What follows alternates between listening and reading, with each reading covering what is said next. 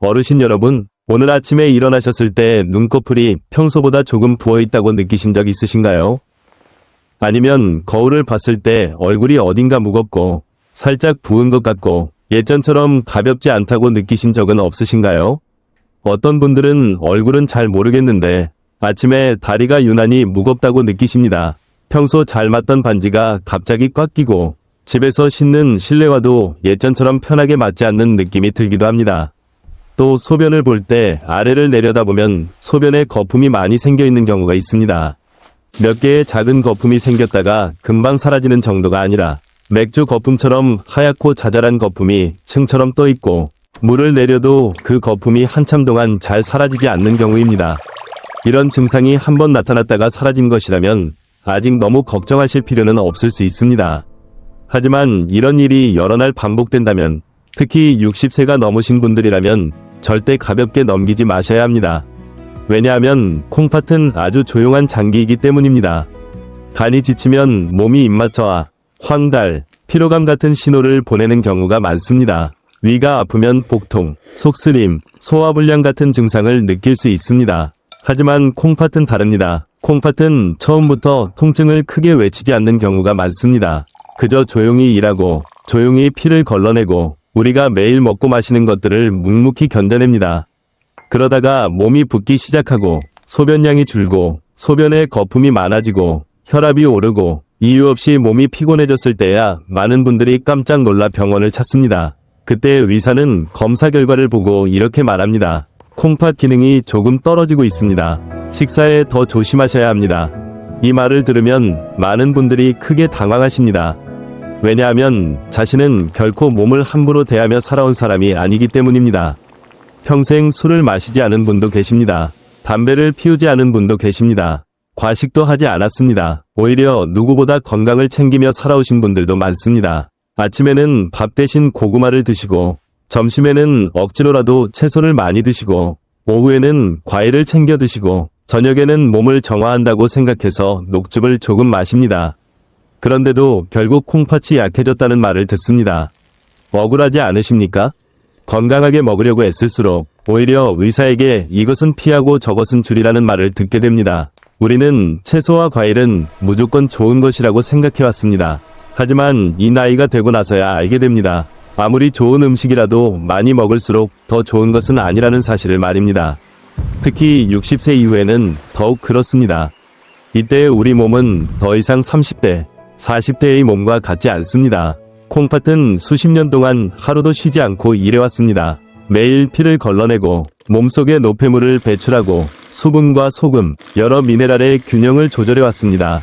마치 나이가 든 일꾼처럼 이제는 짐을 조금 덜어줘야지 계속해서 무리하게 일을 시켜서는 안 되는 것입니다. 그래서 얼굴이 붓고 눈꺼풀이 붓고 다리가 붓고 반지가 꽉 끼고 소변에 거품이 많고 이유 없이 몸이 피곤한 증상들은 매우 주의 깊게 살펴봐야 할 신호입니다. 어르신들을 겁주려는 말이 아닙니다. 이제부터라도 자신의 몸을 조금 더 자세히 관찰하시라는 뜻입니다. 콩팥은 몸이 심하게 지친 뒤에야 바꾸는 것보다 일찍 알아차리고 일찍 조절하는 것이 훨씬 더 중요하기 때문입니다. 아침마다 얼굴이 자주 붓는다면 전날 저녁에 너무 짜게 먹지는 않았는지 떠올려 보십시오. 국물은 많이 마시지 않았는지, 김치나 장아찌, 찌개, 국물 있는 면 요리, 진한 양념장을 많이 먹지는 않았는지 생각해 보셔야 합니다. 소변에 거품이 많이 생기고 오래 사라지지 않는다면 그냥 흔한 일이라고만 생각하지 마십시오. 그런 상태가 반복되는지 지켜보셔야 합니다. 오래 지속된다면 소변 검사와 콩팥 기능 검사를 받아보시는 것이 좋습니다. 다리가 붓고 발목을 눌렀을 때 움푹 들어간 자국이 생겼다가 오래 지나서야 돌아온다면 그것도 가볍게 보지 마십시오. 혈액순환, 심장, 콩팥 또는 다른 여러 문제와 관련이 있을 수 있으므로 확인이 필요합니다. 어르신 여러분, 나이가 든 몸은 처음부터 너무 복잡한 일을 하라고 요구하지 않습니다. 가장 중요한 첫걸음은 몸의 소리를 듣는 것입니다. 얼굴이 붓는 것은 하나의 알림입니다. 소변에 거품이 많은 것도 하나의 알림입니다. 다리가 붓는 것도 하나의 알림입니다. 이유 없이 몸이 피곤한 것도 하나의 알림입니다. 이 작은 알림들을 모두 무시해버리면 콩팥이 정말로 과부하에 걸렸을 때는 조절하기가 훨씬 더 어려워질 수 있습니다. 그러니 오늘부터 아침에 일어나실 때마다 거울 앞에서 몇 초만 자신의 몸을 살펴보십시오. 눈꺼풀이 부어있지는 않은가? 얼굴이 무겁게 느껴지지는 않는가? 다리가 붓지는 않았는가? 소변에 비정상적으로 거품이 많지는 않은가? 이유 없이 피로가 오래 지속되지는 않는가? 이런 작은 것들을 관찰하는 것만으로도 어르신들은 이미 자신의 콩팥을 지키기 시작하신 것입니다. 60세 이후의 건강은 거창한 것에서 시작되지 않습니다. 몸이 매일 조용히 보내는 작은 신호를 알아차리는 것에서 시작됩니다. 다시. 어르신 여러분, 조금 이상하게 들릴 수 있지만 60세 이후에 정말 많이 일어나는 일이 하나 있습니다. 그것은 바로 건강하게 먹으려고 애쓸수록 오히려 콩팥이 더 힘들어지는 경우가 있다는 것입니다. 이 말을 들으면 아마 이렇게 말씀하실 분도 계실 겁니다. 건강하게 먹는 것도 콩팥에 해가 된다고요? 그럼 도대체 어떻게 먹어야 맞는 겁니까? 저도 그 마음을 잘 압니다. 왜냐하면 우리는 지금까지 늘 이런 말을 들어왔기 때문입니다. 채소를 많이 먹으면 좋다. 과일을 많이 먹으면 좋다. 녹즙을 마시면 좋다. 밥 대신 고구마를 먹으면 좋다. 단호박이 좋다. 따뜻한 국물을 먹으면 소화가 잘 된다. 이 말들이 완전히 틀린 것은 아닙니다. 하지만 아주 중요한 한 가지가 빠져 있습니다. 그것은 바로 누구에게 좋은가, 어떤 상황에서 좋은가, 그리고 얼마나 먹었을 때 좋은가 하는 점입니다. 35세의 건강한 사람이 콩팥도 좋고 운동도 많이 하고 특별한 지병도 없다면 채소를 조금 많이 먹어도 큰 문제가 없을 수 있습니다. 하지만 60세가 넘은 분이 이미 고혈압이나 당뇨가 있고 콩팥의 여과 기능도 예전보다 약해진 상태에서 매일 고구마를 먹고 진한 녹즙을 마시고 과일을 한 봉지씩 먹고 저녁마다 짠 국물에 밥을 말아 드신다면 몸은 더 이상 예전처럼 가볍게 처리하지 못합니다. 어르신들께서는 이 점을 꼭 기억하셔야 합니다.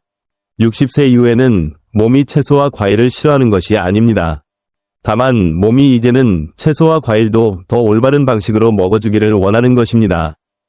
젊었을 때는 보약 같았던 음식도 콩팥이 약해진 뒤에는 부담이 될 수 있습니다. 예를 들어 고구마를 보겠습니다. 고구마는 부드럽고 달고 먹기 쉽습니다. 많은 어르신들이 아주 좋아하시는 음식입니다. 어떤 분들은 흰쌀밥을 끊고 고구마로 바꾸기도 합니다. 혈당에도 더 좋고 소화에도 좋고 속도 더 편할 것이라고 생각하기 때문입니다. 하지만 고구마를 너무 많이 먹으면, 특히 군고구마를 자주 먹으면 콩팥이 약한 분들에게는 칼륨이 문제가 될 수 있습니다. 진한 녹색 채소도 마찬가지입니다. 채소는 분명 좋은 음식입니다. 하지만 시금치, 케일, 브로콜리 같은 진한 녹색 채소를 많이 넣고 믹서에 갈아 걸쭉한 녹즙 한 잔으로 만들어 매일 아침 마신다면 그것은 더 이상 평범한 채소 한 접시가 아닙니다. 아주 많은 양의 채소가 아주 짧은 시간 안에 몸속으로 들어가는 것입니다. 젊을 때는 몸이 처리할 수 있을지 모릅니다. 하지만 콩팥이 약해진 상태라면 콩팥은 훨씬 더 많이 일해야 할 수 있습니다. 과일도 마찬가지입니다. 귤 한두 개는 큰 문제가 아닐 수 있습니다. 하지만 귤 한 봉지를 옆에 두고 텔레비전을 보면서 하나씩 까먹다 보면 어느새 거의 10개 가까이 먹게 됩니다. 이건 더 이상 건강하게 과일을 먹는 것이 아닙니다. 과하게 먹는 것입니다. 따뜻한 국물도 마찬가지입니다. 싱겁고 소금이 적은 국을 국물보다 건더기 위주로 드신다면 크게 걱정할 일은 아닐 수 있습니다. 하지만 매일 김치찌개, 된장찌개, 짠국, 국물 요리를 드시고 국물 한 그릇을 그대로 밥에 말아먹고 여기에 장아찌, 김치, 진한 양념장까지 더해 드신다면 몸속으로 들어가는 소금의 양은 매우 많아집니다. 콩팥이 그 짐을 져야 합니다. 혈압이 그 짐을 져야 합니다. 심장과 혈관도 그 짐을 져야 합니다. 어르신들, 이제 보이시지요? 문제는 한 가지 음식에만 있는 것이 아닙니다. 문제는 내가 어떻게 먹는지, 얼마나 먹는지, 그리고 지금 내 몸 상태가 어떤지에 있습니다. 많은 어르신들이 자신의 몸을 정말 아끼십니다. 그런데도 예전 지식으로 몸을 돌보는 경우가 많습니다. 예전에는 젊었으니 조금 많이 먹어도 괜찮았습니다. 예전에는 힘들게 일하고 땀도 많이 흘렸으니 조금 짜게 먹어도 견딜 수 있었습니다. 예전에는 고구마를 먹고 단호박을 먹고 생채소를 먹고 과일을 많이 먹어도 몸이 괜찮았습니다. 하지만 지금의 몸은 달라졌습니다. 콩팥은 수십 년 동안 피를 걸러왔습니다. 혈관은 예전처럼 부드럽지 않을 수 있습니다. 혈압은 이미 높아졌을 수 있습니다. 혈당도 예전처럼 안정적이지 않을 수 있습니다. 매일 복용하는 약도 몸이 물과 소금을 붙잡는 방식, 칼륨을 배출하는 방식에 영향을 줄 수 있습니다. 그래서 60세 이후에는 더 이상 이 음식이 좋은가? 만 물어서는 안 됩니다. 반드시 한 가지를 더 물어야 합니다. 이 음식이 지금 내 몸 상태에 맞는가? 어떤 사람에게는 아주 좋은 음식이 다른 사람에게는 맞지 않을 수 있습니다. 좋은 음식도 적당히 먹으면 도움이 되지만 너무 많이 먹으면 부담이 됩니다. 좋은 음식도 올바르게 조리하면 부드럽지만 잘못 조리하면 콩팥을 힘들게 할 수 있습니다. 어르신 여러분, 바로 이것이 어떤 분들이 이렇게 말씀하시는 이유입니다. 나는 건강한 음식만 먹었는데 왜 아직도 아픈 걸까요? 건강한 식사란 많이 먹을수록 좋다는 뜻이 아닙니다. 건강한 식사란 누가 어떤 음식이 좋다고 말한다고 해서 그 음식을 매일 먹는다는 뜻도 아닙니다. 진짜 건강한 식사란 내 몸이 지금 어떤 상태인지 알고 어떤 음식은 줄여야 하는지, 어떤 음식은 조리법을 바꿔야 하는지, 어떤 음식은 조금만 먹어야 하는지, 또 몸이 피곤하거나 탈수된 상태에서는 어떤 음식을 피해야 하는지 아는 것입니다. 예를 들어 산에 다녀오거나 오래 걷거나 사우나를 해서 땀을 많이 흘렸다면 몸은 이미 수분이 부족한 상태일 수 있습니다. 그때 바로 진한 녹즙 한 잔을 마시고 고구마까지 더 먹는다면 콩팥이 약한 분에게는 아주 큰 부담이 될 수 있습니다. 하지만 물을 천천히 마시고 잠시 쉬고 싱겁고 가볍고 소화가 잘 되는 식사를 한다면 몸은 훨씬 더 편안해집니다. 똑같이 먹는 일입니다. 하지만 한쪽은 몸을 돌보는 것이고 다른 한쪽은 몸을 과하게 일하게 만드는 것입니다. 제가 이런 말씀을 드리는 것은 어르신들이 숟가락을 들 때마다 걱정하시라는 뜻이 아닙니다. 저는 다만 60세 이후의 식사는 조금 더 깨어 있어야 한다는 점을 말씀드리고 싶습니다. 이 음식 정말 좋다더라 라는 말만 듣고 계속해서 드시지 마십시오. 다른 사람이 녹즙을 마시고 건강해졌다고 해서 나도 매일 따라 마시지 마십시오. 다른 사람이 고구마를 먹고 살을 뺐다고 해서 나도 한 달 내내 밥을 끊고 고구마만 먹지 마십시오. 과일에 비타민이 많다고 해서 한 상자를 옆에 두고 조절 없이 드시지 마십시오. 그리고 따뜻한 국물이 잘 넘어간다고 해서 매일 짠 국물에 밥을 말아 먹어도 괜찮다고 생각하지 마십시오. 60세 이후의 몸은 적당함이 필요합니다. 꾸준함이 필요합니다. 부드러움이 필요합니다. 콩팥에 좋은 식사가 반드시 비쌀 필요는 없습니다. 복잡할 필요도 없고 낯선 음식으로만 채울 필요도 없습니다. 때로는 조금 덜 짜게 먹는 것만으로도 충분합니다. 너무 진한 생녹즙 대신 익힌 채소를 먹는 것, 과일을 한 봉지씩 먹는 대신 작은 분량으로 나누어 먹는 것, 고구마를 매일 밥 대신 먹는 것이 아니라 가끔씩 먹는 것, 국물보다 건더기를 더 많이 먹는 것, 이런 작은 변화도 꾸준히 하면 콩팥의 부담을 크게 덜어줄 수 있습니다. 어르신들께서는 이 말을 꼭 기억하십시오. 60세 이후의 건강한 식사는 이른바 좋다는 음식을 많이 먹는 것이 아닙니다. 내 몸이 감당할 수 있는 만큼 내 몸에 맞게 먹는 것입니다. 콩팥은 우리가 거창한 일을 해주기를 바라지 않습니다. 콩팥은 그저 매일 불필요한 짐을 조금 덜 올려주기를 바랄 뿐입니다. 이 사실을 이해하고 나면 매일 식탁 위에 올라오는 익숙한 음식들이 더 이상 무심코 반복되는 습관이 아니라 내 건강을 지키기 위한 위식 있는 선택이 될 것입니다. 다시 어르신 여러분, 60세 이후에는 왜 식사를 더 조심해야 하는지 이해하시려면 우리 콩팥을 집안에 있는 정수기 필터라고 한번 상상해 보시면 됩니다. 필터가 새 것일 때는 물이 아주 잘 통과합니다. 찌꺼기는 걸러지고 깨끗한 물은 밖으로 나옵니다. 모든 것이 부드럽게 잘 돌아갑니다. 하지만 오랜 세월 사용하다 보면 필터도 점점 낡기 시작합니다. 안쪽에 찌꺼기가 끼기도 하고 어떤 부분은 막히기도 합니다. 예전처럼 촘촘하게 걸러내지 못하는 부분도 생깁니다. 그런데도 사용 방법을 바꾸지 않고 계속해서 너무 많은 찌꺼기, 너무 많은 소금, 너무 많은 걸러야 할 것들을 부어넣는다면 그 필터는 점점 더 힘들어질 수밖에 없습니다. 우리 콩팥도 마찬가지입니다. 젊을 때부터 60세가 넘을 때까지 콩팥은 거의 쉬는 날 없이 일해왔습니다. 매일 조용히 피를 걸러내고 노폐물을 소변으로 내보내고 몸에 필요한 것은 붙잡아두고 물과 소금, 칼륨과 여러 미네랄의 균형을 조절해 왔습니다. 젊을 때는 콩팥이 튼튼하기 때문에 우리는 그 수고를 잘 느끼지 못합니다. 조금 짜게 먹어도 몸이 견뎌냅니다. 과일을 조금 많이 먹어도 별 느낌이 없습니다. 고구마, 단호박, 푸른 채소를 먹고 녹즙을 마시고 따뜻한 국물을 먹어도 몸이 처리해냅니다.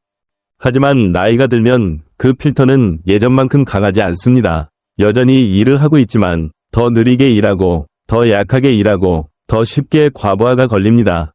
무서운 점은 콩팥이 요란하게 경고음을 울리지 않는다는 것입니다. 콩팥은 다친 다리처럼 한 걸음만 내디뎌도 바로 아픈 곳이 아닙니다. 콩팥은 위장처럼 음식을 조금 잘못 먹었다고 바로 배가 아프고 더부룩하고 메스꺼움을 느끼게 하는 장기도 아닙니다. 콩팥은 되게 조용합니다. 많은 경우 콩팥은 이미 지쳐 있는데도 어르신은 여전히 평소처럼 생활하십니다. 밥도 드실 수 있습니다. 걸어 다닐 수도 있습니다. 그저 나이가 들어서 조금 피곤한가 보다 하고 생각하십니다. 그러다가 아침에 일어났을 때 얼굴이 붓고 다리가 붓고 소변에 거품이 많아지고 혈압이 오르고 몸이 축 처지고 입맛이 없고 잠도 깊이 못 자게 되면 그때는 콩팥이 이미 오랫동안 압박을 받아온 상태일 수 있습니다. 그래서 어르신들은 나는 아직 아무데도 아프지 않다는 느낌에만 의지하시면 안 됩니다. 아프지 않다고 해서 콩팥이 완전히 건강하다는 뜻은 아닙니다. 또렷한 불편함이 없다고 해서 아무 음식이나 먹어도 된다는 뜻도 아닙니다. 어르신들이 특히 주의해야 할 물질이 하나 있습니다. 바로 칼륨입니다. 칼륨은 원래 나쁜 물질이 아닙니다. 오히려 우리 몸에 꼭 필요한 성분입니다. 근육이 움직이도록 돕고 신경신호가 전달되도록 돕고 심장 박동이 안정적으로 유지되도록 도와줍니다. 하지만 문제는 칼륨도 적당한 수준으로 유지되어야 한다는 것입니다. 콩팥이 건강하면 남는 칼륨은 소변을 통해 몸 밖으로 배출될 수 있습니다. 하지만 콩팥이 약해지면 칼륨이 혈액 속에 더 많이 남아있을 수 있습니다. 혈액 속 칼륨이 높아지면 몸에 여러 신호가 나타날 수 있습니다. 근육에 힘이 빠지고 손발이 저리고 이유 없이 피곤하고 가슴이 두근거리고 심장이 불규칙하게 뛰고 가슴이 답답해질 수 있습니다. 심한 경우에는 매우 위험할 수 있으며 반드시 의료적인 처치가 필요합니다. 이것이 바로 건강한 사람에게는 아주 좋은 음식도 콩팥이 약한 사람에게는 조심해야 하는 이유입니다. 예를 들면 고구마, 단호박, 짙은 녹색 채소, 채소즙, 일부 과일이 그렇습니다. 이 음식들이 독이라는 뜻은 아닙니다. 다만 칼륨이 비교적 많거나 약해진 콩팥이 처리하기 위해 더 많이 일해야 하는 성분을 포함하고 있을 수 있다는 뜻입니다. 어르신들, 이렇게 한번 생각해 보십시오. 새 차는 짐 몇 포대를 더 싣고 가도 괜찮습니다. 엔진도 튼튼하고 언덕도 잘 올라갑니다. 하지만 오래된 차는 다릅니다. 엔진이 약해지고 타이어도 닳고 브레이크도 예전처럼 민감하지 않은데 계속해서 짐을 가득 싣고 매일 언덕을 오르게 한다면 결국 언젠가는 고장이 날 수밖에 없습니다. 60세 이후의 콩팥도 이렇게 짐을 덜어줘야 합니다. 짐을 덜어준다는 것은 먹지 말라는 뜻이 아닙니다. 짐을 덜어준다는 것은 적당히 먹고 더 부드럽게 조리하고 덜 짜게 먹고 국물을 줄이고 아무리 좋다고 알려진 음식이라도 한 가지를 너무 많이 먹지 않는다는 뜻입니다. 콩팥이 약한 많은 어르신들에게는 매우 위험한 습관이 하나 있습니다. 누가 어떤 음식이 좋다고 말하면 그것을 계속해서 먹는 것입니다. 고구마가 장에 좋다고 들으면 매일 고구마를 드십니다. 푸른 채소가 해독에 좋다고 들으면 매일 진한 녹즙 한 잔을 갈아 마십니다. 과일에 비타민이 많다고 들으면 매일 귤 한 봉지나 바나나 몇 개를 드십니다. 뜨거운 국물이 소화에 좋다고 들으면 매 끼니마다 짠 국물에 밥을 말아 드십니다. 하나하나 따로 보면 평범해 보일 수 있습니다. 하지만 모두 합쳐지면 콩팥이 처리해야 할 일이 아주 많아집니다. 특히 고혈압, 당뇨, 심장질환이 있거나 다리가 붓고 소변에 거품이 많고 또는 예전에 의사에게 콩팥 기능이 떨어졌다는 말을 들은 분이라면 절대 가볍게 생각하시면 안 됩니다. 어르신 여러분, 콩팥은 부엌에서 조용히 일하는 사람과도 같습니다. 매일 청소합니다. 매일 쓰레기를 걸러냅니다. 매일 말없이 우리 몸을 깨끗하게 유지해줍니다. 만약 우리가 그 일하는 사람을 진심으로 아낀다면 쓰레기를 너무 많이 쏟아붓지 않을 것입니다. 일을 너무 과하게 시키지도 않을 것입니다. 조용히 일하고 있다고 해서 영원히 괜찮을 것이라고 생각하지도 않을 것입니다. 콩팥도 그렇게 아껴 주어야 합니다. 콩팥을 보호하는 일은 비싼 약이나 복잡한 방법에서 시작되는 것이 아닙니다. 매일 먹는 식사에서 시작됩니다. 소금을 조금 줄이는 것, 국물을 조금 줄이는 것, 콩팥이 약하다면 고구마와 단호박을 너무 많이 먹지 않는 것, 유행처럼 진한 녹즙을 매일 마시지 않는 것, 과일을 봉지째, 상자째, 무심코 계속 먹지 않는 것, 그리고 무엇보다 중요한 것은 몸에 이미 붓기, 소변 거품, 이유 없는 피로, 혈압 상승 같은 신호가 있다면 스스로 추측하지 말고 검사를 받아 자신의 상태를 확인하는 것입니다. 내 몸의 필터가 아직 강한지 아니면 이미 약해졌는지를 알아야 비로소 어떻게 먹어야 할지 알 수 있기 때문입니다. 60세 이후의 건강은 보양식을 많이 먹는 데 있지 않습니다. 어떤 음식은 줄여야 하는지, 어떤 음식은 조리법을 바꿔야 하는지, 어떤 음식은 자주 먹기 전에 의사와 상의해야 하는지를 아는 데 있습니다. 콩팥은 우리에게 완벽함을 요구하지 않습니다. 콩팥은 그저 매일 조금씩 과부하를 덜어주기를 바랄 뿐입니다. 그리고 오늘부터 그렇게 해나간다면 우리 몸속에서 조용히 일하는 그 필터는 조금 더 가볍게, 조금 더 오래, 조금 더 든든하게 우리를 지켜줄 기회를 얻게 될 것입니다. 자, 이제 60세 이후에 특히 조심해야 할 첫 번째 음식군으로 들어가 보겠습니다. 바로 고구마와 단호박입니다. 이 말을 들으시면 아마 많은 분들이 조금 놀라실 겁니다. 고구마와 단호박은 아주 익숙하고 부드럽고 먹기 쉬운 음식이기 때문입니다. 특히 한국에서는 추운 계절에 따끈한 군고구마 하나를 손에 들고 있으면 누구나 마음까지 따뜻해지는 느낌을 받습니다. 아침에 밥이 먹기 싫어서 고구마 하나로 대신하시는 분도 계십니다. 혈당이 오를까 걱정되어 밥 대신 고구마를 먹는 것이 더 낫다고 생각하시는 분도 계십니다. 나이가 들고 치아가 약해져 밥은 퍽퍽하게 느껴지지만 찐 단호박은 부드럽고 달고 삼키기 쉬워서 즐겨 드시는 분도 많습니다. 어떤 분들은 고구마 한 박스를 사서 베란다에 두고 이것은 건강한 음식이니 매일 먹어도 괜찮다고 생각하십니다. 하지만 어르신 여러분, 콩팥이 약한 분들에게 고구마와 단호박은 마음대로 먹어도 되는 음식이 아닙니다. 이 음식들이 나쁘다는 뜻이 아닙니다. 다만 칼륨이 비교적 많이 들어있기 때문입니다. 앞서 말씀드렸듯이 칼륨은 원래 우리 몸에 꼭 필요한 성분입니다. 하지만 콩팥이 약해지면 남는 칼륨이 잘 배출되지 못하고 혈액 속에 쌓일 수 있습니다.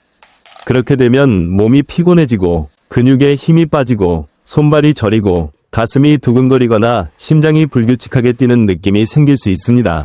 심한 경우에는 응급실에 가야 하는 상황이 생기기도 합니다. 고구마의 문제는 너무 먹기 쉽다는 데 있습니다. 고구마 하나를 먹는다고 해서 내가 많이 먹고 있다는 느낌이 잘 들지 않습니다. 부드럽고 달고 향도 좋고 게다가 건강한 음식이라는 이미지까지 있어서 많은 분들이 전혀 경계하지 않습니다. 아침에 하나 드십니다. 오후에 배가 출출해서 또 하나 드십니다. 저녁에 텔레비전을 보다가 따뜻한 고구마가 남아있으면 반 개를 더 드십니다. 그렇게 하루하루 먹고 매주 먹고 매달 먹게 됩니다.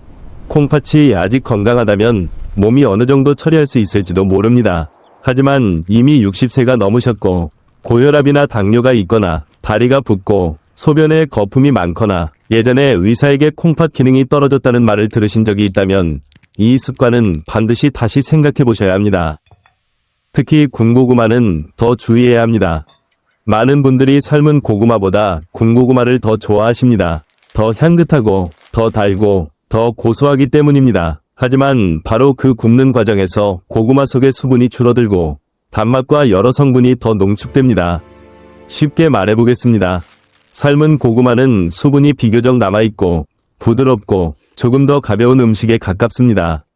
반면 군고구마는 고구마 안에 모든 것이 더 눌러 담긴 것처럼 진해지고 달아지고 더 맛있게 느껴집니다. 하지만 칼륨과 혈당을 조절해야 하는 분들에게는 그만큼 더 조심해야 하는 음식이 될 수 있습니다. 어떤 분들은 이렇게 말씀하십니다. 저는 소화 잘 되라고 고구마를 먹는 건데요. 맞습니다. 고구마에는 식이섬유가 있습니다. 많은 분들에게 적당량의 고구마는 배변을 조금 더 편하게 도와줄 수 있습니다. 하지만 장에 좋은 음식이라고 해서 언제나 콩팥에도 좋은 것은 아닙니다. 우리 몸에는 한 가지 장기만 있는 것이 아닙니다. 어떤 음식은 한쪽으로는 도움이 될 수 있지만 다른 쪽으로는 조심해야 할 수 있습니다. 예를 들어 젊고 콩팥이 건강하며 활동량이 많은 사람에게는 산책 후 고구마 하나가 평범한 간식일 수 있습니다. 하지만 70세가 넘고 콩팥이 약하고 혈압약을 먹고 있으며 활동량도 많지 않은 분이 저녁에 큰 군고구마를 먹고 물도 적게 마신다면 몸은 전혀 다르게 반응할 수 있습니다. 단호박도 마찬가지입니다. 단호박은 부드럽고 달고 죽으로 끓이기도 좋고 쪄 먹기도 좋고 수프로 만들기도 쉽습니다. 많은 어르신들이 속이 따뜻하고 소화가 잘 되는 느낌이 들어 좋아하십니다. 하지만 단호박을 많이 먹거나 계속해서 자주 먹거나 특히 밥 대신 먹거나 매일 주식처럼 드신다면 콩팥이 약한 분들은 주의하셔야 합니다. 저는 건강을 아주 열심히 챙기시지만 조금 극단적인 방식으로 챙기시는 분들을 종종 봅니다. 누가 고구마가 좋다고 하면 고구마를 계속 드십니다. 누가 단호박이 좋다고 하면 단호박을 한 냄비 가득 쪄서 아침부터 저녁까지 드십니다. 누가 흰쌀밥이 좋지 않다고 하면 밥을 완전히 끊고 고구마와 단호박으로 바꾸십니다.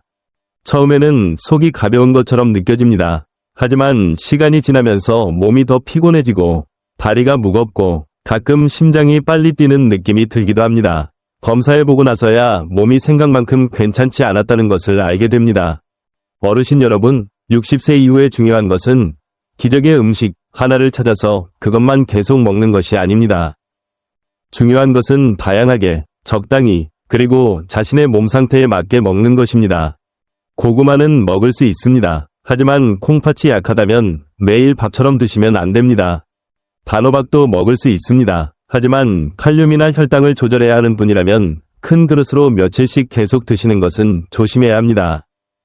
군고구마는 향긋하고 맛있지만 콩팥이 약한 분들은 그것을 아무리 먹어도 되는 무해한 간식처럼 여기시면 안 됩니다. 고구마를 정말 좋아하신다면 양을 줄이십시오.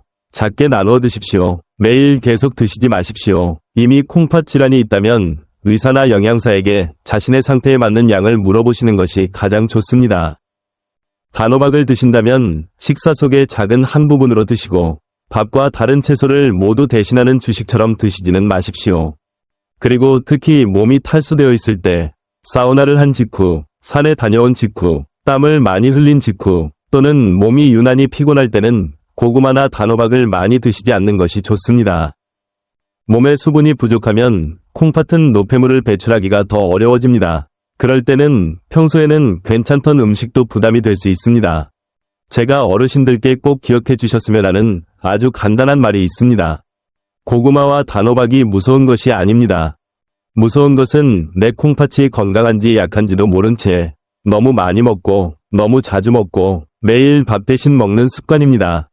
60세 이후의 식사는 너무 엄격할 필요는 없습니다. 하지만 반드시 멈출 줄은 알아야 합니다.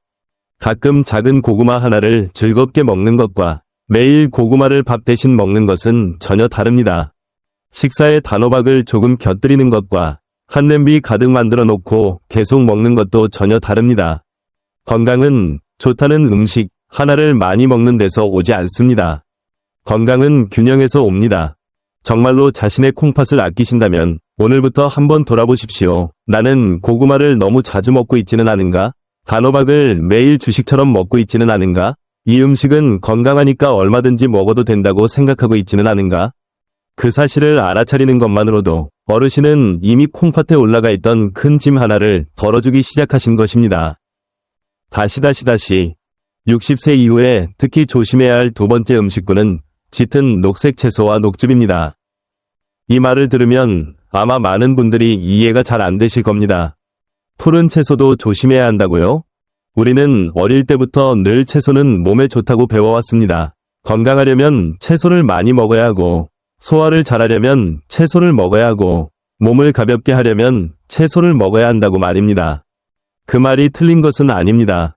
푸른 채소에는 식이섬유, 비타민, 미네랄이 들어있어 식사를 더 균형 있게 만들어줍니다. 어르신들이 채소를 너무 적게 드시면 변비가 생기기 쉽고 필요 이상으로 고기나 생선을 많이 먹게 되며 식사도 더 무거워질 수 있습니다. 하지만 어르신 여러분, 오늘 제가 말씀드리려는 것은 푸른 채소가 나쁘다는 뜻이 아닙니다. 제가 말하고 싶은 것은 아주 흔하지만 많은 분들이 잘 신경 쓰지 않는 습관입니다. 바로 콩팥이 이미 약해진 상태에서 매일 진한 녹즙을 마시거나 짙은 녹색 채소를 너무 많이 먹는 습관입니다. 특히 시금치, 근대, 케일, 브로콜리, 그리고 여러 짙은 잎채소를 생으로 갈아 녹즙으로 마시는 경우입니다. 많은 분들이 이렇게 생각하십니다. 채소인데 푸를수록 더 좋겠지. 어떤 분들은 매일 아침 믹서에 푸른 채소를 한 줌 가득 넣습니다. 여기에 사과 조금, 바나나 조금, 우유 조금을 더해 아주 진한 한 잔을 만들어 마십니다. 그리고 그것을 해독 주스라고 부릅니다. 어떤 분들은 자녀나 손주에게 녹즙이 건강에 좋고 피부에 좋고 혈관에 좋다는 말을 듣고 마치 보약처럼 매일 꾸준히 마십니다. 어떤 분들은 이렇게 자랑스럽게 말씀하시기도 합니다. 저는 튀긴 음식도 안 먹고 기름진 고기도 안 먹어요. 녹즙만 마시는데 그게 어떻게 해가 되겠어요? 문제는 바로 여기에 있습니다. 채소를 평소처럼 씹어 먹을 때는 조금만 먹어도 어느 정도 포만감이 옵니다. 몸도 천천히 받아들일 시간이 있습니다. 하지만 채소를 갈아 주스로 만들면 아주 많은 양의 채소가 단 몇 분 만에 몸속으로 들어갈 수 있습니다. 한 접시의 채소를 입으로 씹어 먹으려면 한 끼 내내 먹어야 할 수도 있습니다. 하지만 그것을 갈아버리면 한 번에 마셔버리게 됩니다. 젊고 콩팥이 건강하며 몸이 아직 잘 처리할 수 있는 사람이라면 당장은 문제가 느껴지지 않을 수 있습니다.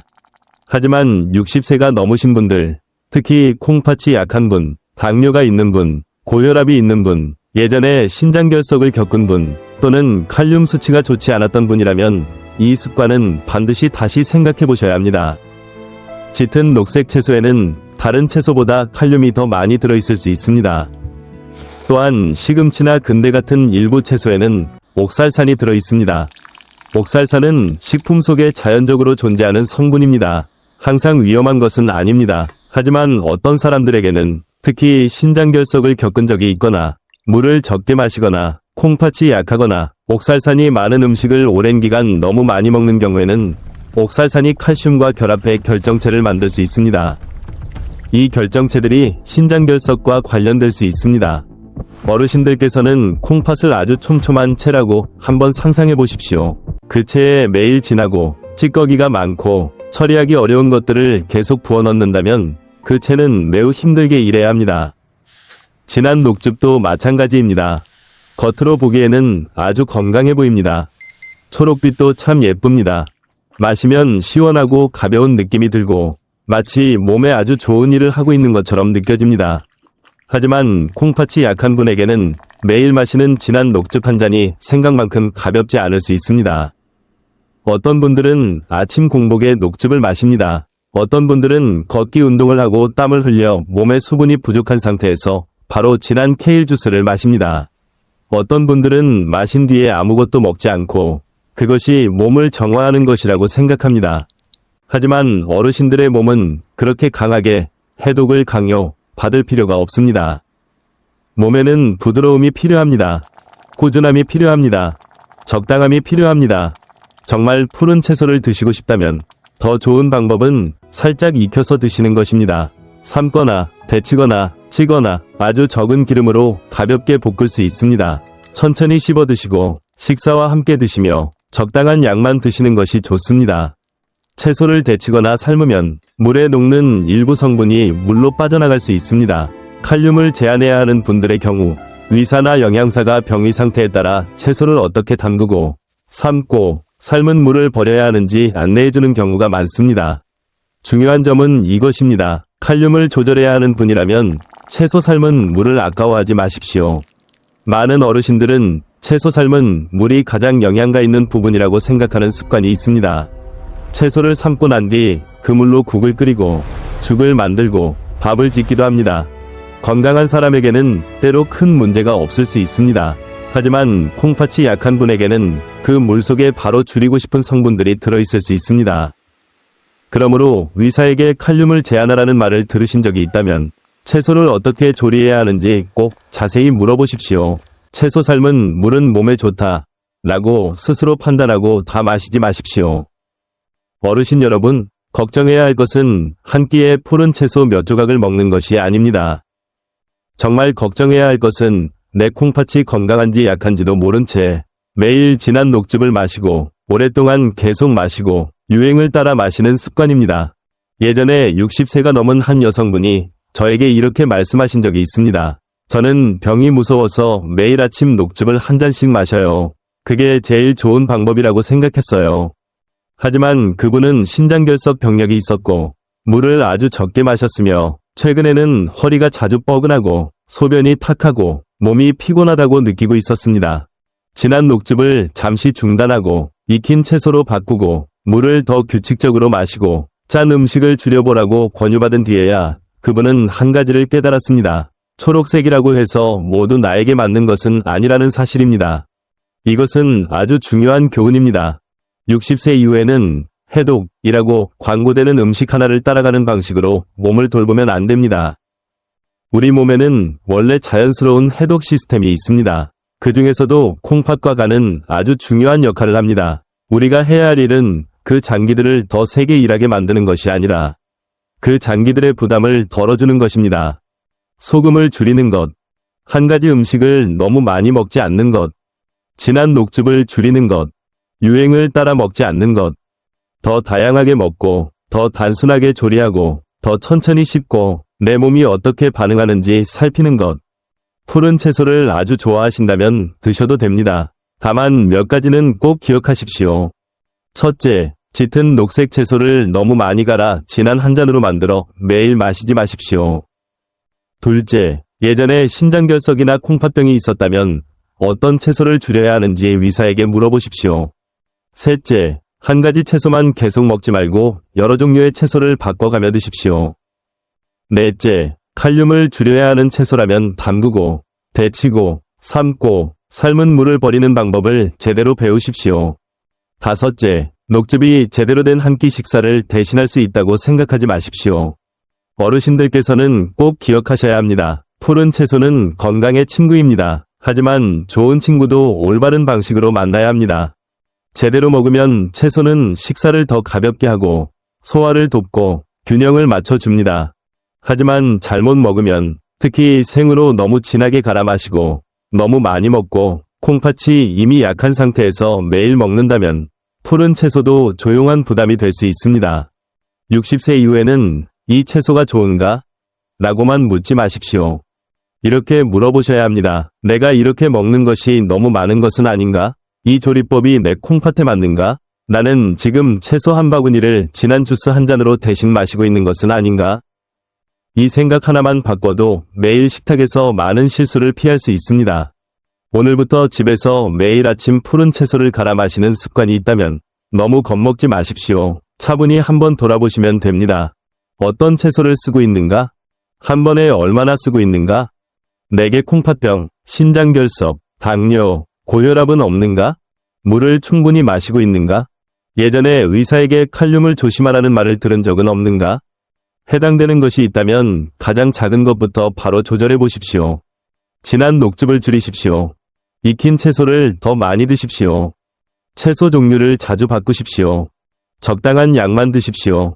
그리고 무엇보다 중요한 것은 건강하다고 믿었던 습관이 콩팥에 조용한 부담이 되지 않도록 하는 것입니다.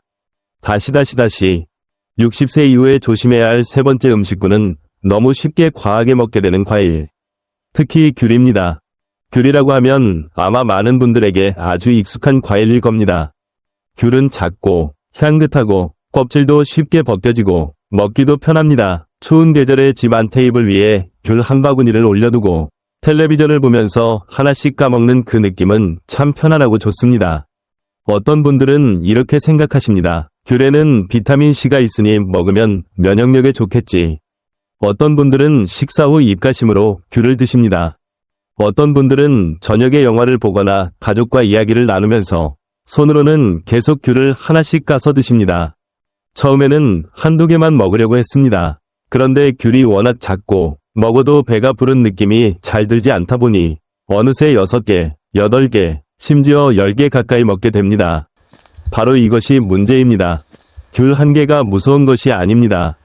무서운 것은 무의식적으로 먹는 습관입니다.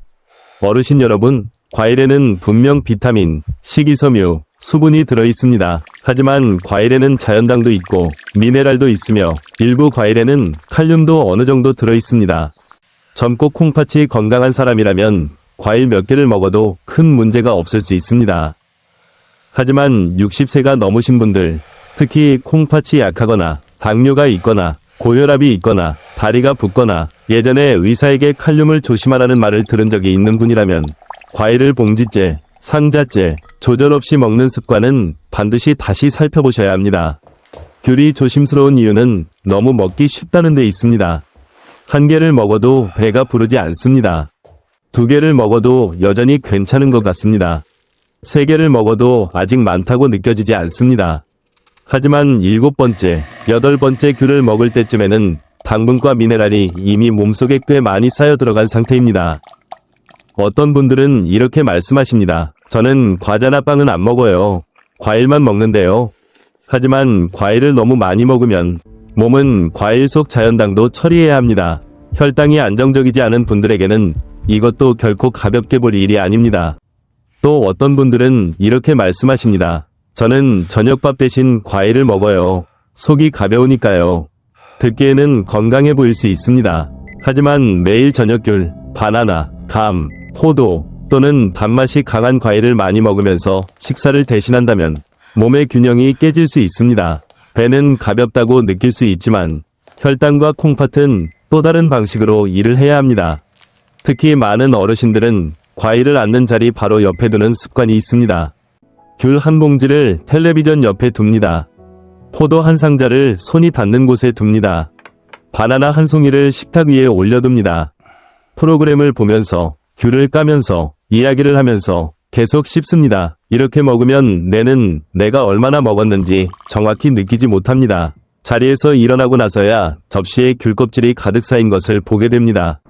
어르신들께서는 꼭 기억하셔야 합니다. 과일은 적당한 한계를 지켜 먹을 때 가장 좋습니다. 과일이라고 해서 마음껏 먹어도 되는 것은 아닙니다. 비타민이 있다고 해서 많이 먹을수록 더 건강해지는 것도 아닙니다. 60세 이후에 중요한 것은 양입니다. 작은 과일 한두 개를 적절한 시간에 천천히 먹는 것과 저녁 내내 계속 먹는 것은 완전히 다릅니다. 특히 이미 콩팥병이 있는 분들은 어떤 과일을 줄여야 하는지, 어떤 과일이 더 맞는지, 하루에 어느 정도 먹는 것이 좋은지 의사나 영양사에게 물어보시는 것이 좋습니다. 사람마다 몸 상태가 다르기 때문입니다. 어떤 분은 아직 콩팥이 비교적 괜찮고 혈당도 안정적이라서 과일을 조금 먹어도 문제가 없을 수 있습니다. 하지만 어떤 분은 콩팥이 이미 약하고 당뇨가 있으며 다리도 자주 붓고 물도 적게 마십니다. 이런 분은 다른 사람과 똑같이 먹을 수 없습니다. 아주 흔한 실수 중 하나가 다른 사람이 나는 매일 귤을 먹어도 괜찮아 라고 말하면 자신도 그대로 따라하는 것입니다. 하지만 어르신 여러분, 사람마다 몸은 각각 다른 기계와 같습니다. 그 사람의 콩팥이 건강하다고 해서 내 콩팥도 건강한 것은 아닙니다. 그 사람의 혈당이 안정적이라고 해서 내 혈당도 안정적인 것은 아닙니다. 다른 사람은 귤 한 봉지를 먹어도 괜찮을 수 있지만 나는 며칠만 계속 먹어도 몸이 무겁고 밤에 소변을 자주 보거나 혈당이 흔들릴 수 있습니다. 그래서 60세 이후의 과일 섭취에는 아주 간단한 원칙이 필요합니다. 기분대로 먹지 마십시오. 입이 심심하다는 습관으로 먹지 마십시오. 과일 한 봉지를 옆에 두고 무의식적으로 계속 먹지 마십시오. 먼저 작은 분량만 덜어 놓으십시오. 다 먹었으면 거기서 멈추십시오. 나머지는 치워두십시오. 귤을 드시고 싶다면 작은 귤 한두 개만 꺼내서 천천히 까서 드십시오. 봉지째 앞에 두지 마십시오. 저녁에 과일을 드시고 싶다면 조금 더 이른 시간에 더 적은 양으로 드시고 몸의 반응을 살펴보십시오. 먹고 난 뒤 속이 자주 더부룩하거나 밤에 소변을 자주 보거나 아침에 얼굴이 붓는다면 다시 점검해 보셔야 합니다. 당뇨가 있으신 분들은 과일의 단맛이 자연스러운 것이라고 해서 마음껏 먹어도 된다고 생각하지 마십시오. 콩팥병이 있으신 분들은 전에 들은 말만 믿고 과일을 고르지 마십시오. 어떤 과일을 제한해야 하는지 분명히 물어보셔야 합니다. 어르신 여러분, 저는 여러분이 과일을 무서워하시길 바라는 것이 아닙니다. 다만 과일을 세지 않고 먹는 습관을 버리셨으면 합니다. 많은 경우 바로 그 세지 않는 습관, 이 문제입니다. 밥 한 그릇은 한 그릇이라는 것을 압니다. 빵 한 조각은 한 조각이라는 것을 압니다. 하지만 귤은 너무 작아서 하나씩 계속 먹다 보면 어느 순간부터 많이 먹고 있다는 느낌이 사라집니다. 그러나 몸은 우리가 넣어준 모든 것을 그대로 처리해야 합니다. 60세 이후에는 과일을 먹을 때도 깨어 있어야 합니다. 몸에 필요해서 먹는 것이지 입이 심심해서 먹는 것이 아니어야 합니다. 봉지가 비워질 때까지 먹는 것이 아니라 적당한 분량만 먹어야 합니다.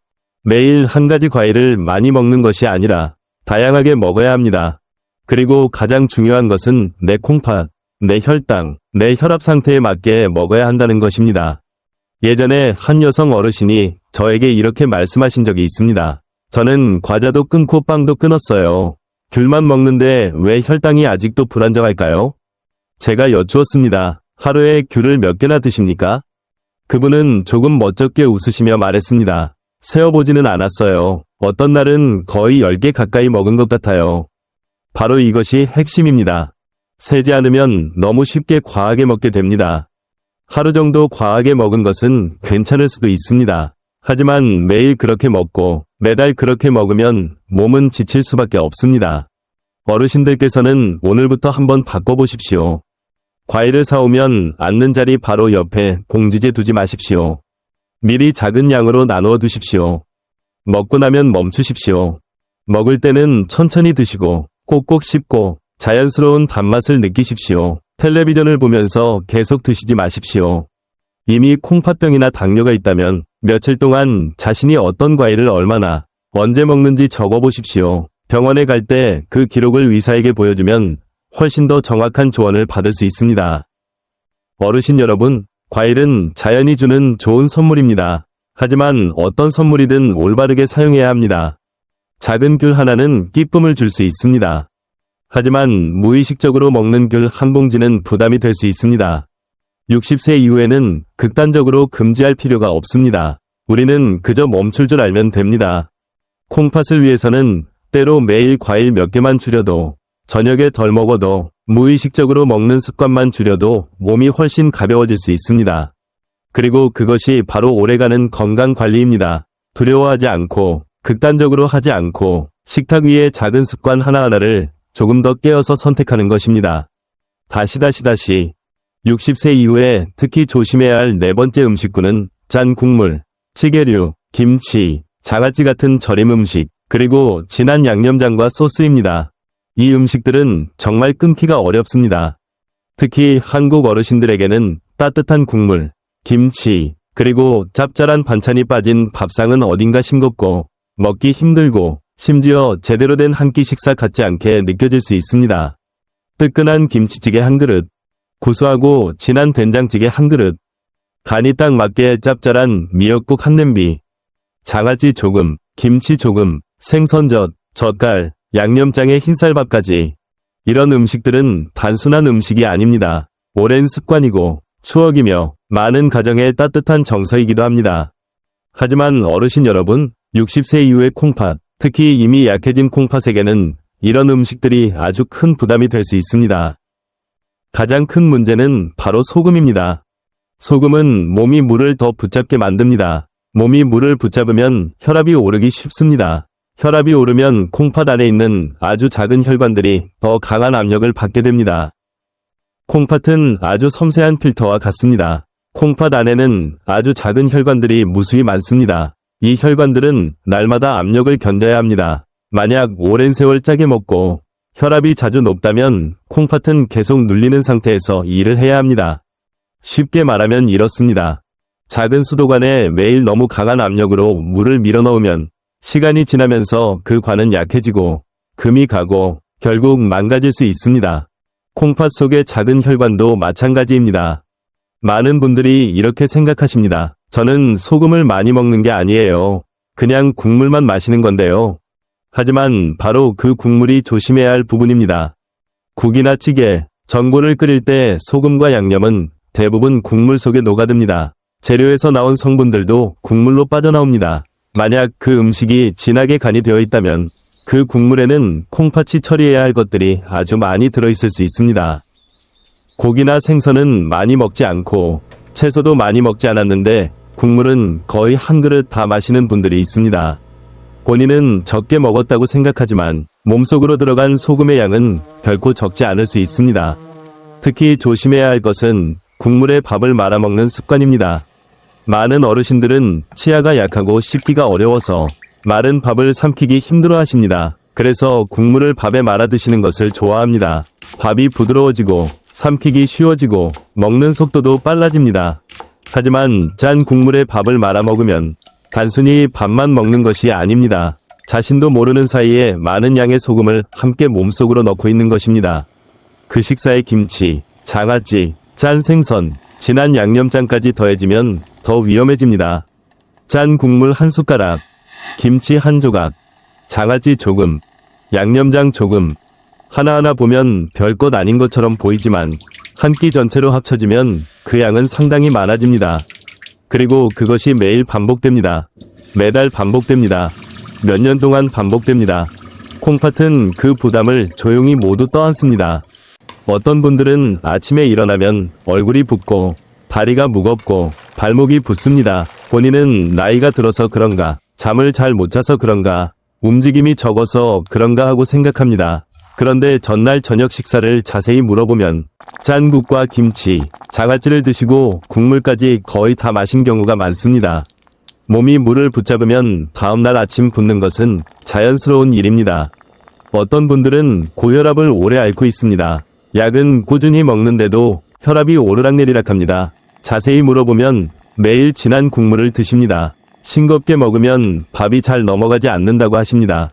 어르신 여러분, 혈압약은 어느 정도 도움을 줄 수 있습니다. 하지만 매일 먹는 식사가 계속 너무 짜다면 콩팥과 혈관은 여전히 큰 압력을 견뎌야 합니다. 제가 전통 음식을 완전히 끊으라고 말씀드리는 것은 아닙니다. 김치라는 말만 들어도 겁내라는 뜻이 아닙니다.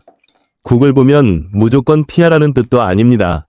제가 말씀드리고 싶은 것은 이것입니다. 60세 이후에는 먹는 방식을 바꿔야 합니다. 김치는 먹을 수 있습니다. 하지만 양을 줄이고 덜 짠 것을 고르고 한 끼에 너무 많이 먹지 않아야 합니다. 국은 끓일 수 있습니다. 하지만 더 싱겁게 끓여야 합니다. 찌개도 가끔은 먹을 수 있습니다. 하지만 매일 진한 찌개를 먹어서는 안 됩니다. 그리고 가장 중요한 것은 국물보다 건더기를 더 많이 먹는 것입니다. 채소국, 무국, 양배추국을 끓였다면 채소와 무, 양배추 같은 건더기를 먼저 건져 드십시오. 국물은 삼키기 쉽게 조금만 사용하고 한 그릇을 다 마시지 마십시오. 밥을 국에 말아 먹는 습관을 끊기 어렵다면 천천히 바꾸시면 됩니다. 첫 주에는 국물 양을 절반으로 줄여보십시오. 다음 주에는 더 작은 그릇을 사용해 보십시오. 그 다음에는 밥을 조금 더 부드럽게 짓거나 부드럽게 삶은 채소와 함께 먹어서 국물을 많이 붓지 않아도 삼키기 쉽도록 해보십시오. 하루아침에 자신을 억지로 바꾸려고 하지 마십시오. 어르신들은 평생 짠맛에 익숙해져 왔습니다. 갑자기 너무 싱겁게 먹으면